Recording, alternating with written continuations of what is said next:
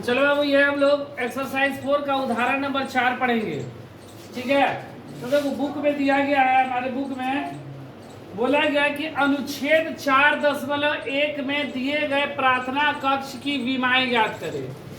प्रार्थना कक्ष की विमा मतलब उसकी लंबाई और चौड़ाई। लेकिन यह अनुच्छेद कहाँ दिया गया है? तो अनुच्छेद 4.1 में।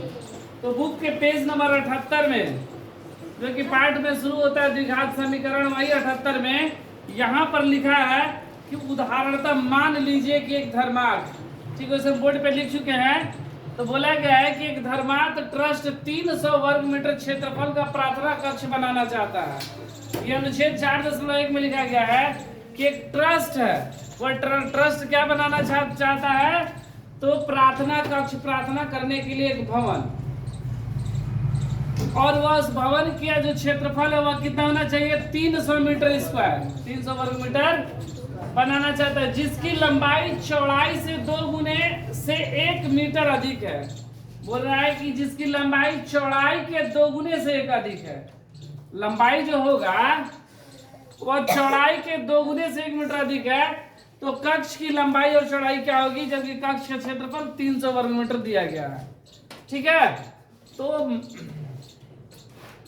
माना कि प्रार्थना कक्ष, प्रार्थना कक्ष, या इसको हम लोग लिख सकते हैं आयत, ठीक है, कि चौड़ाई, चौड़ाई को हम लोग क्या मान लिए? x, और लंबाई, लंबाई जो बोला गया है वो क्या बोला गया प्रश्न में? कि जो लंबाई और चौड़ाई के 2 गुने से 1 मीटर अधिक। तो चौड़ाई का 2 गुना मतलब 2x से 1 अधिक प्लस 1, इतना मीटर हो गया। ठीक है, ये लंबाई हो गया। अब बोल रहा है कि इसका क्षेत्रफल 300 वर्ग मीटर दिया गया है, मतलब प्रार्थना कक्ष का क्षेत्रफल। प्रश्न से प्रार्थना कक्ष मतलब आयत का क्षेत्रफल हमें पहले से दिया गया है, कितना? 300 मीटर स्क्वायर। और आयत का क्षेत्रफल क्या होता है? लंबाई गुणे चौड़ाई। लंबाई गुणे चौड़ाई बराबर 300 मीटर स्क्वायर। लंबाई मेरा कितना? 2x प्लस 1, और चौड़ाई कितना? x बराबर 300।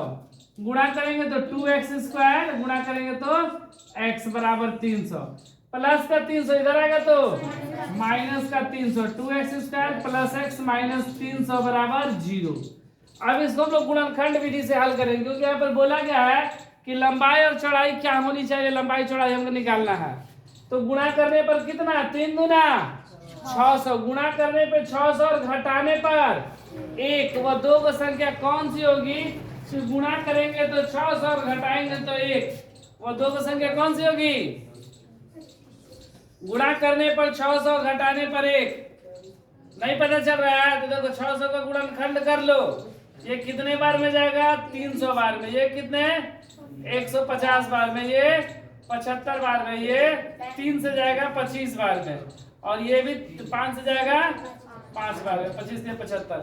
और इसी को हम लोग जोड़ घटाव करेंगे ना तो 1 आ जाएगा। देखो कैसे, तो देखो यहाँ पे देखो 50 25 है ना, 2 दूना 4 दूना 8, 8 तरीका 24, 24 और 25, 24 में से 25 जाएगा, क्या बचेगा?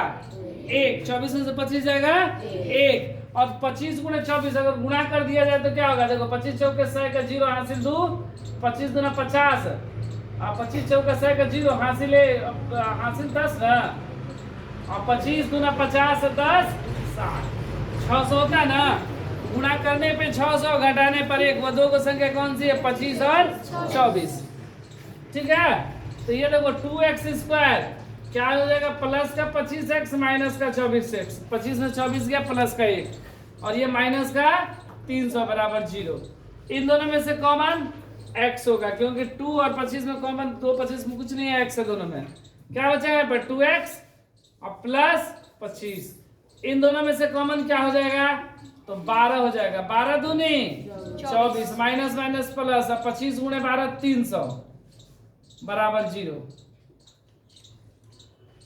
ये दोनों में से कॉमन क्या हो गया? 2x प्लस 25, एक हो गया x माइनस 12 बराबर 0। एक बार 2x प्लस 25 बराबर 0, एक बार x माइनस 12 बराबर 0। तो 2x बराबर माइनस का 25, x बराबर माइनस 25 बटा में 2, यहाँ पर x बराबर माइनस का 12 बराबर किधर आएगा तो प्लस का 12। तो x बराबर मेरा क्या क्या आया, माइनस 25 बटा में 2 और 12।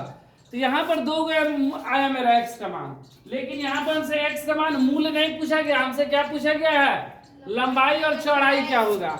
तो देखो कोई भी चीज का लेंथ जब भी हम लोग करेंगे तो वो प्लस में आएगा, माइनस में नहीं आएगा। इसलिए x का मान मेरा क्या होगा, प्लस का 12 होगा, माइनस का 25 बटा 2 नहीं होगा। दशमलव में लेंथ हो सकता है ना, लंबाई दशमलव में हो सकता है लेकिन माइनस में नहीं होगा, ठीक है, बटा में होगा लेकिन माइनस में नहीं होगा। इसलिए प्रार्थना